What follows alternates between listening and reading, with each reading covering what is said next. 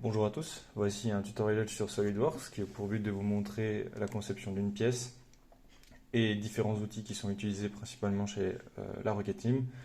On va commencer par vous montrer les différentes interfaces, les différents outils d'esquisse et de fonction. Et pour ce faire, on va faire cette pièce-là, qui est une pièce qui a été produite pour Norden, la fusée Norden en 2023, qui correspondait à l'Endring, qui faisait l'interface donc avec le bobtail en dessous, les rods au niveau de chaque oreille et sur la circonférence les différents fins. Donc pour commencer, voici l'affichage. On a les différentes vues possibles de votre pièce. On a aussi le bouton pour se mettre normal à une certaine surface. On a la possibilité de couper sa pièce à la position que vous souhaitez avec différents plans. Ce bouton est aussi disponible ici en raccourci, pareil pour les types de vues. Vous pouvez choisir la position à laquelle vous voulez voir votre pièce. Vous avez aussi l'affichage du fond d'écran, donc soit un blanc uni, toile de fond, enfin voilà, vous avez différentes possibilités pour faire des rendus si vous le souhaitez. Vous avez ensuite accès à 3DX sur la droite, qui vous permet d'enregistrer votre pièce sur le système de cloud de la Rocket Team. Vous avez aussi ici à gauche l'outil le plus important qui est l'arborescence avec toutes les différentes fonctions et esquisses nécessaires et qui ont été utilisées sur votre pièce. Vous avez les différents plans, les matériaux, qu'on verra ça plus tard, les équations et d'autres dossiers qui ne seront pas forcément utiles pour ce tuto. Donc pour commencer, on va donc vraiment repartir à zéro pour cette pièce. On va donc créer une nouvelle pièce ici, nouveau pièce. Avant toute chose, il est important de bien déterminer quelles sont les dépendances entre chaque géométrie et quel est l'enchaînement de chaque étape. Ne vous lancez pas dans la conception sans avoir réfléchi un minimum à comment vous allez procéder durant votre conception. Ici, on a découpé cette pièce en 3 parties, qui est la première, la base, donc la base en l'anneau visible ici. On a ensuite les oreilles, qui sont visibles en bleu, et tout ce qui est trou taraudé sur la circonférence de la pièce. Donc, pour commencer, on va s'occuper de la base. Pour ça, on prend l'esquisse. Ne sous-estimez pas le plan sur lequel vous faites votre pièce, parce que ça vous sera utile durant les assemblages et durant les différents dessins techniques qui seront faits. Donc réfléchissez bien à l'orientation de votre pièce. En l'occurrence celle-ci, on va commencer sur le plan du dessus. Donc prenez le cercle, placez sur l'origine, on place 2 cercles de différentes tailles. Et ensuite, ici, donc, je ne l'ai pas expliqué, mais vous avez donc les différentes fonctions possibles, l'esquisse, les outils d'esquisse, les différentes géométries, la possibilité de couper aussi. Donc, si vous avez une intersection, vous pouvez utiliser cet outil pour retirer toutes les parties qui ne vous sont pas nécessaires. Vous avez la conversion d'entité qu'on discutera plus tard et différentes symétries. D'autres outils intéressants ici, c'est dans évaluer, vous pouvez mesurer un diamètre d'une certaine géométrie ou d'une esquisse. Si vous quittez l'esquisse, vous avez la possibilité aussi de de mesurer la masse de votre pièce. Vous avez les compléments SolidWorks qui vous permettent de faire des différentes simulations et des rendus. Donc, pour continuer sur la conception de la pièce, on a fait nos 2 cercles. Maintenant, on peut s'occuper des cotations. Donc, pour celui-ci, on est à du 128.8 et celui-ci à du 152.8. Voilà. Vous voyez qu'ici, c'est 2 façons différentes de représenter un diamètre. Vous pouvez changer cette façon-là en faisant clic droit sur la cotation, mettre soit en rayon si vous le souhaitez, en diamètre de la même façon que l'autre, ou comme c'était avant, cette façon-là. C'est-à-dire celle-ci. Voilà. Mais ça ne change pas grand-chose. Quelque chose de très important quand on travaille à la Rocket Team, c'est que certaines pièces vont être modifiées par plusieurs personnes en même temps. Et donc il est très important d'être rigoureux sur la façon dont vous la faites. Une chose qui est très utile, c'est de définir des équations qui permettent de modifier votre pièce sans rentrer dans les esquisses. Donc pour définir des équations, vous pouvez double-cliquer sur une cotation, sélectionner la valeur et écrire le nom qui lui correspond. Donc là, ici, en l'occurrence, c'est D intégration, donc le diamètre d'intégration. Voulez-vous créer une nouvelle variable? Oui. Validé. Vous voyez qu'ici, il y a un signe qui apparaît, donc qui correspond à une équation. Vous pouvez faire la même chose pour celle-ci, qui correspondra donc à D interne de la fusée. Donc D interne. Et là, vous validez. Oui. Voilà. On voit que les deux cotations ont été bien assignées à une équation. Cette équation apparaît sur votre gauche, ici, dans cet onglet. Vous pouvez donc les gérer, gestion des équations. Vous voyez le nom, la valeur, et équivaut à si jamais vous faites en fait des équations avec divisé par 2 fois 3, etc. On va modifier aussi ça plus tard, vous verrez. Donc important d'enregistrer sous forme d'équation les cotations qui sont très importantes. Maintenant qu'on a fait ça, on voit que notre esquisse est bien noire, donc ça veut dire qu'elle est bien cotée, je ne peux pas la bouger, elle est vraiment contrainte comme il le faut. Donc maintenant on peut utiliser la fonction extrusion qui nous permet de faire une extrusion comme celle-ci. Vous avez différentes options, l'orientation de l'extrusion, si vous voulez jusqu'à une certaine surface, jusqu'à un corps, un plan milieu, etc. La valeur si jamais vous êtes en borgne, orienté avec un angle si vous le souhaitez. Si vous le faites dans les deux directions, etc. Vous avez pas mal de menus disponibles sur cette page. Nous on va rester là-dessus, on va garder du 10 mm. Et on va passer à cette forme-là, la portée externe visible ici. Pour ce faire, on voit que la géométrie que je vous ai montrée est dépendante du cercle externe. Il existe une fonction qui est très utile. Alors ici, elle l'est, mais un peu moins, mais vous pouvez utiliser... donc attendez, on va juste faire l'esquisse sur le plan, le même plan, donc le plan du dessus. Et donc la fonction qui est utile dans ce cadre-là, c'est la conversion d'entité. La conversion d'entité vous permet de sélectionner une arête ou une esquisse déjà faite et la convertir dans l'esquisse actuelle. Donc là par exemple, j'ai besoin du cercle externe de cette pièce, donc le diamètre interne de la fusée. Je clique dessus, c'est bien entité à convertir, je valide. Donc vous voyez qu'elle apparaît en noir, donc c'est bien une entité qui existe sur la nouvelle esquisse. Maintenant, j'ai besoin d'un deuxième cercle qui, lui, sera en diamètre de 159.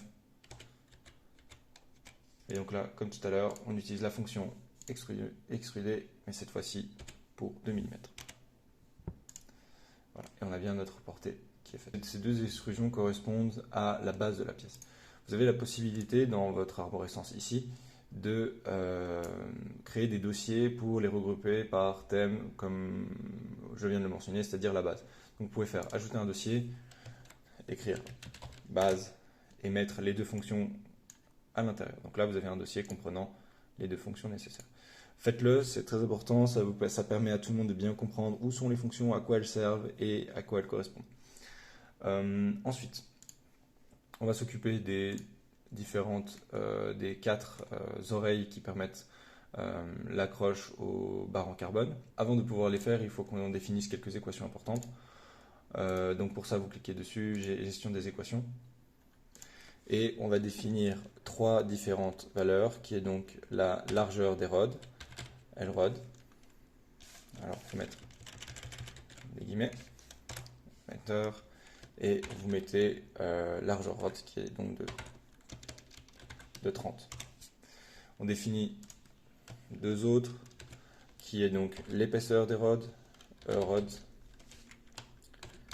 qui va être de 3,9. Et on va définir la position des rods par rapport au centre, donc c'est sur un rayon qui sera de 69. Voilà. Donc une fois que ça c'est fait, vous pouvez valider. Pour les oreilles, on va utiliser l'option esquisse sur cette surface. On aura besoin de différentes lignes de construction afin de mettre les différentes cotations. On a besoin de 2 arcs de cercle, positionner le centre, un arc de cercle ici, un deuxième.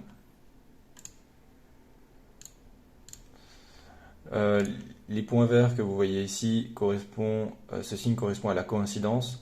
Donc la coïncidence entre l'arête que j'ai posée, l'arc de cercle que j'ai posé, et l'arête visible en orange ici. Pareil pour celle-ci, elle est coïncidente avec l'arc visible en dessous. Ensuite, on relie les deux de cette façon. Alors pour le tuto, je vais faire exprès de la mettre un peu loin. Donc là, si vous voyez un trou, vous avez deux possibilités. Vous pouvez prendre les 2 points, cliquer sur coïncidence afin de faire en sorte que donc la droite se ferme et ait bien une continuité entre ces deux lignes ici.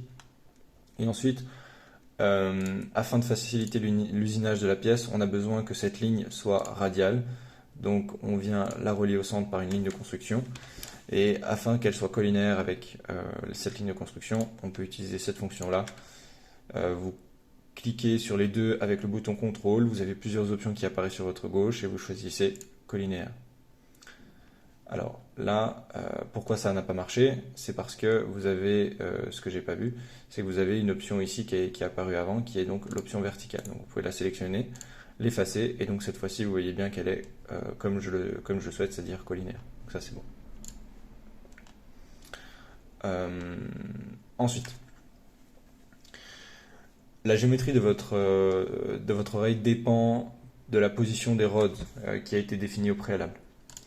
La position des rods, on l'a vu avant, on l'a définie dans les équations, donc on va pouvoir utiliser différentes lignes de construction qui permettent de représenter la position des rods et définir la géométrie de l'oreille en fonction de leur position. Donc, je pose l'épaisseur, cet espace-là correspond à l'épaisseur des rods, et cette distance-là correspond à la moitié de la largeur des rods. Donc, je peux utiliser mon outil cotation. Je sais que par rapport à mon centre, la rod est positionnée à une distance de 69 mm et que l'épaisseur de la rod ici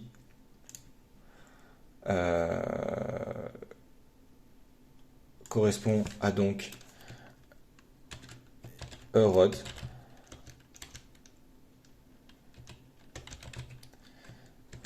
mais cette fois-ci divisé par 2, puisque j'ai oublié de mentionner que la position 69 correspond au centre du rod sur la pièce. Donc on obtient 1,95. Ensuite, il nous manque une dernière cotation qui correspond donc à la largeur de celle-ci. On vient de dire avant que donc on a une symétrie et qu'on peut donc dire que celle-ci correspond donc à la position, à la largeur des rods, L rods, divisé par 2. Voilà. Notre esquisse est bien noire, donc ça veut dire qu'elle est bien cotée. On peut utiliser l'option visible en haut, qui est donc la symétrie des entités. Vous sélectionnez les 3 différentes lignes que vous voulez symétriser par rapport à cet axe-là. Vous validez, et vous avez bien l'entièreté de l'oreille qui a été faite. Ensuite, on utilise à nouveau l'option extruder. Je ne l'ai pas fait tout à l'heure, mais vous pouvez tout à fait les définir aussi comme étant une équation. Donc là, vous pouvez mettre extrusion oreille, par exemple. La valider. Voilà. Là, je l'ai défini comme étant une valeur de 2. Ce n'est pas ce que j'ai besoin, donc je peux très bien valider. On voit que c'est seulement 2 mm. Revenir dans mes équations ici et venir modifier la valeur, mettre 10. Ou mettre, la bonne valeur qui est en fait 12,5. Pour l'étape suivante, on a besoin d'enlever de la matière au niveau de l'intérieur de cette oreille, puisqu'on a un boulon qui vient se poser, donc on a besoin d'une surface plate. Pour ce faire, on reprend à nouveau l'esquisse, on choisit la surface supérieure de l'oreille, et on revient utiliser encore une fois des lignes de construction. Se placer ici. On a besoin de cette fois-ci d'une ligne pleine. qui sera elle horizontale. On a besoin de 2 arcs de cercle. On peut sélectionner comme ceci. Alors, voilà. Qui est voilà, coïncident avec cette ligne-là. On a différentes cotations. On a cette valeur qui vaut 8. On a le rayon de chacun des arcs qui vaut 6. Alors, quand ça vous fait ça, c'est pas un souci. Vous pouvez tout simplement remettre votre géométrie comme vous le souhaitez. Voilà. Et remettre votre cotation. 6. Ensuite, vous voyez que là, on a bien une continuité, mais on n'a pas une continuité tangentielle entre chacune des esquisses. Donc pour ce faire, vous pouvez sélectionner, comme on l'a fait tout à l'heure, les deux parties que vous souhaitez et choisir une tangence. Pareil pour ces deux-là, on peut le faire, prendre une tangence. Et tout à fait aussi avec la surface sur laquelle on travaille, mettre une tangente. Voilà. Et là, on voit que notre esquisse est pleine. Et noire, pardon. On peut la fermer comme ceci. Et ensuite, réutiliser le bouton symétrie pour les différentes parties. J'ai oublié de sélectionner un axe. Symétrie. Et l'axe, celui-ci. Voilà. Ensuite, pour l'enlèvement de matière, c'est ce bouton ici, vous le sélectionnez. Cette fois-ci, on souhaite à travers tout, et vous validez. Et donc, vous avez bien l'enlèvement de matière qui a été fait avec une surface plate nécessaire pour le contact avec le boulon. On doit s'occuper de la position du trou nécessaire à la vis. Ce qui est difficile dans SolidWorks, c'est de pouvoir faire une géométrie sur une surface qui est cylindrique. Donc, vous avez l'option esquisse en 3D, qui est donc dans cet petit onglet, esquisse 3D. Vous pouvez vous mettre normal à votre surface et sélectionner la surface sur laquelle vous voulez travailler. Donc, juste pour être sûr, voilà, vous cliquez ici. Et là, on est donc dans notre espace d'esquisse 3D. Vous resélectionnez à nouveau une ligne de construction, qui sera donc celle-ci. Donc là, on voit bien je suis d'ailleurs faux, donc j'ai pas sélectionné la bonne surface. Je peux faire un CTRL Z, revenir chercher ma ligne de construction, me placer sur cette ligne-là et venir m'accrocher sur cette ligne en haut. Là, on voit que c'est exactement là où je souhaite faire. Donc, pour rappel, ce qu'on souhaite faire dans cette étape, c'est les différents trous pour les rods qui sont ici et qui sont positionnés donc sur la surface externe de la pièce. On va devoir coter cette ligne de construction. Pour ce faire, on peut cliquer dessus et avoir différentes possibilités. On voit qu'ici, l'axe Y est orienté vers le haut, donc on sait qu'on souhaite être vertical, on peut cliquer dessus.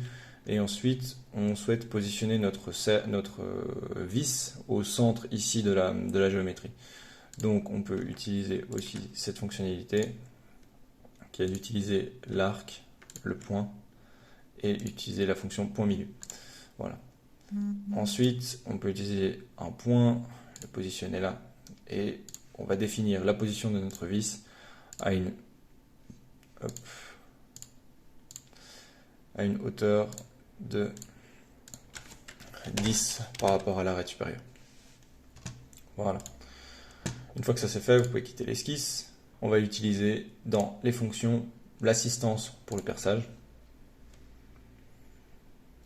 qui nous permet de placer différents types de trous de vis, donc des trous de passage, des taraudages. Nous, on va utiliser le trou de passage ici en taille M6. Utiliser l'option position, esquisse 3D, placer notre trou, quitter l'option point et venir poser notre trou sur le point ici. Donc mettre coïncidence. Une fois que ça c'est fait, vous validez les deux verres et on a bien un trou positionné comme on le souhaite. On a toujours l'esquisse visible ici. Si elle ne vous est plus utile, on peut très bien cliquer dessus et cacher l'option. Je ne sais pas si je me souviens plus de l'avoir montré plus tôt, mais si vous voulez remodifier une esquisse ou une fonction qui a été faite précédemment, vous pouvez cliquer dessus, modifier l'esquisse ici ou modifier la fonction. Ensuite, l'étape suivante correspond donc à faire les trous ici nécessaires à l'emplacement des barres en carbone. Donc on revient sur notre pièce, venir utiliser l'esquisse sur cette surface. On va utiliser les rainures, la placer comme ceci, peu importe la dimension, et réutiliser les différentes équations qu'on a définies au préalable. On sait que celle-ci correspond à l'emplacement des rods, donc c'est P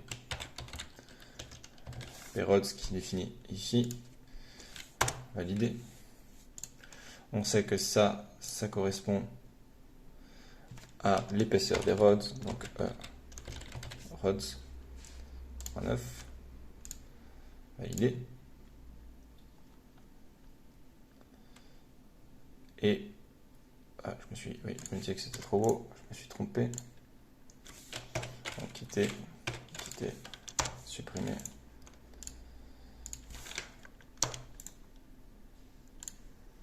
Bon, il faut quitter l'option, supprimer la cotation, resélectionner, prendre les deux droites ici, et c'est cette cotation là qui correspondra à rods.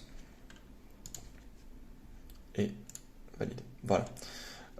On connaît la largeur des rods, qui est celle-ci. Donc on a LRODS 30. Et on sait que c'est ce point-là qui est coïncident avec, quitter l'option, ce point-là qui est coïncident avec cette droite. Donc on clique sur l'option coïncidence. Donc là, on a bien notre esquisse qui est bien cotée. On vient sur enlèvement de matière, on change, on passe en borgne et on met 17,5. Qui elle peut être aussi définie comme étant une équation importante. Donc profondeur, on va mettre profondeur rod. Définir une nouvelle variable, oui, et on valide. Donc là, on a bien notre trou qui a été fait. Une dernière fonction qui est utile, qui est donc l'option configuration. Les configurations vous permettent de, au sein d'une seule pièce, faire différentes configurations de cette pièce. Je m'explique, vous pouvez cliquer ici sur pièce configuration, ajouter une nouvelle configuration et la nommer comme par exemple grande oreille. Grande oreille. Validé. Donc vous avez la pièce par défaut et grande oreille. Ici, Il nous reste une dernière étape avant de faire en sorte que cette géométrie soit usinable par un outil conventionnel. On voit ici que le passage de l'outil est difficile. Donc on va devoir rajouter un enlèvement de matière au centre qui va pouvoir enlever cette surface-là. Donc pour ce faire, on utilise encore une fois l'esquisse sur le plan de droite. On vient utiliser l'option rectangle, se positionner comme ceci et venir placer certaines dépendances, donc notamment quitter juste, voilà, notamment ce point-là avec cette arête, on prendra en compte, et cette ligne-là qui vient donc être collinéaire avec la surface ici, donc collinéaire. Donc là, notre esquisse est bien cotée. On peut la valider et utiliser l'option enlèvement de matière, cette fois-ci à travers sous et dans les deux directions. Donc là, on voit bien que ça va nous enlever la matière ici et qui permet le passage de l'outil et permettre aussi une intégration des rods complète. Et on valide. Donc là, la géométrie de nos oreilles est terminée. On peut donc créer un nouveau dossier dans lequel on va pouvoir enregistrer nos différentes esquisses et fonctions. Donc on peut très bien aussi toutes les sélectionner et, alors pas forcément, ça marche pas tout le temps. Si c'est pas le cas, juste les placer une à une dans le dossier. Notre pièce est symétrique, donc on va pouvoir utiliser l'option répartition circulaire. Vous choisissez la direction. Donc sur cette surface, le nombre d'oreilles nécessaires qui est donc 4, et vous devez déterminer quelles sont les différentes fonctions que vous voulez symétriser, donc en l'occurrence celle-ci, celle-ci, celle-ci, celle-ci, celle-ci et celle-ci. Et vous validez. Et on a bien nos 4 oreilles qui ont été faites. Donc l'avantage de la répartition circulaire, c'est que si vous avez des modifications à faire sur vos oreilles, vous avez juste à en modifier qu'une seule, et en plus de ça, vous pouvez les modifier à travers les équations sans rentrer dans les différentes fonctions qui sont listées ici. On a une dernière étape à faire, donc vous pouvez d'ailleurs ranger la dernière option que j'ai oubliée dans les oreilles. D'ailleurs, je fais une parenthèse, ce trait bleu est très utile aussi si vous souhaitez revenir en arrière et pas pour autant charger toute votre pièce. Donc si vous avez des modifications à faire plus haut dans votre pièce et que votre pièce a beaucoup de fonctions, vous pouvez utiliser ce trait pour cacher certaines fonctions et diminuer le temps de calcul de votre pièce. Il nous manque la position des différents trous sur la surface. Sur la circonférence, pardon. Les trous sont positionnés au centre, au milieu, entre cette surface-là et celle-ci. On ne peut pas placer simplement des trous sur cette surface sans créer un plan supplémentaire. Donc on va créer un nouveau plan, sélectionner les deux surfaces de référence, donc une celle-ci et l'autre celle du dessus. Et donc vous voyez, ça la place automatiquement au milieu. Vous avez la possibilité de modifier certaines fonctions en fonction du plan. Et là, on valide. Pour la position des trous, on vient faire une esquisse sur le plan numéro 1. On vient utiliser d'abord des lignes de construction, une ici et une ici. Celle-ci sera à 45 degrés. Donc ces deux lignes-là correspondent à nos lignes de référence, donc une verticale, une à 45 degrés. Et on vient à nouveau utiliser des lignes de construction pour la position réelle des trous. Donc on vient tout simplement d'abord les poser de manière aléatoire à côté de ces différentes droites. Oups. Hop.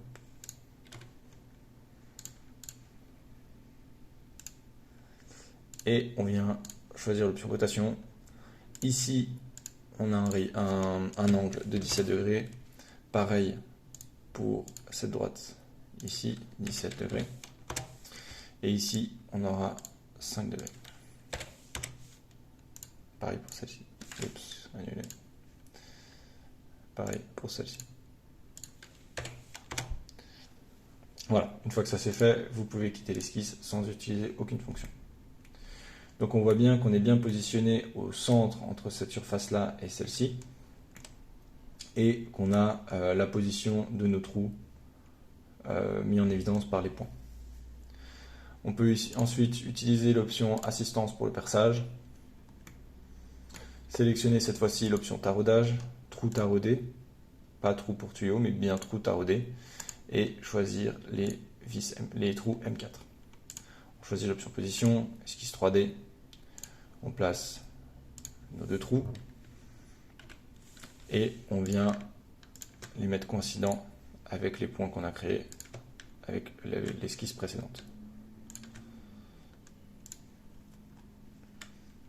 Et on valide.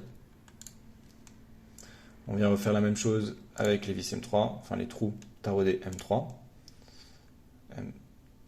M3, position. Alors on vérifie bien que oui, je suis bien en trou taraudé. Esquisse, on vient se placer un ici, un ici. Choisir les points, les mettre coïncidents et valider. Et on a bien nos différents trous taraudés sur une partie de la surface. Maintenant qu'on n'a plus besoin de ce plan, on peut le cacher avec l'option cacher ici. Dernière étape, ces trous sont symétriques et répartis sur toute la circonférence, donc on peut à nouveau utiliser l'option répartition circulaire, déterminer la surface sur laquelle on va faire cette rotation et sélectionner les options à symétriser, donc celle-ci et celle-ci. Et on valide. Alors j'ai oublié de cacher le plan, j'ai caché l'esquisse mais pas le plan, donc là on peut cacher comme ceci, et faire le dernier dossier, faire un clic droit, ajouter un dossier qui correspond au trou, et mettre les différentes fonctions à l'intérieur.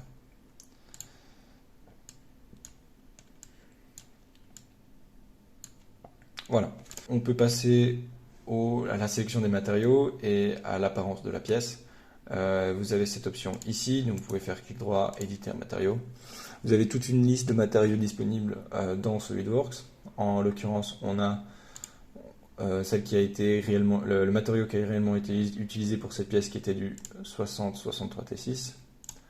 On peut l'appliquer et fermer. Donc là, vous avez le matériau qui est édité et qui apparaît ici.